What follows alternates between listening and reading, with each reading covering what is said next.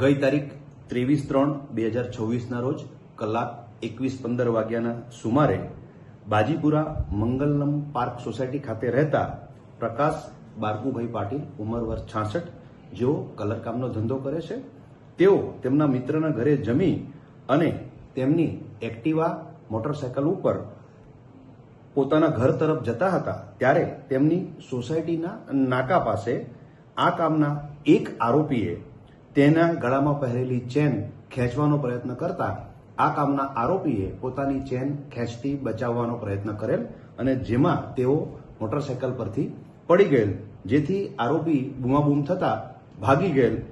સદર બાબતે Valod police station ખાતે ચેન સ્નેચિંગ અંગેનો ગુનો દાખલ કરવામાં આવેલ.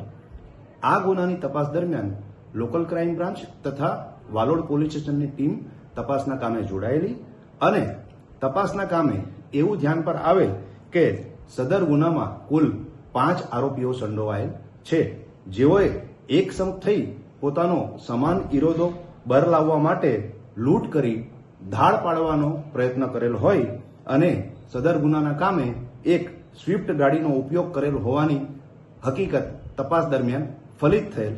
સદર કામે કુલ 5 આરોપીઓની ધરપકડ કરવામાં આવેલ છે. આરોપીઓના નામની વાત કરું તો મયુર અનિલભાઈ હળપતિ, ટોકરવા ગામ, ઇન્મા ફળિયું, જેના વિરુદ્ધમાં પ્રોહિબિશનના કુલ 6 તથા મારામારીનો 1 ગુનો દાખલ થયેલ છે. આરોપી નંબર 2 મનીષ ઉર્ફે ભૂરો રીતેશભાઈ ચૌધરી, રહેવાસી બાજીપુરા, જેના વિરુદ્ધમાં અપહરણનો 1 ગુનો દાખલ થયેલ છે.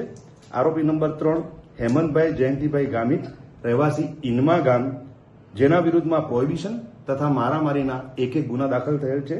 આરોપી માહિર રાજેશભાઈ ધ્રુવ, રહેવાસી બાજીપુરા, જેના વિરુદ્ધમાં પૂર ઝડપે અને ગફલતભરી રીતે મોટરસાયકલ ચલાવવાનો ગુનો દાખલ થયેલ છે.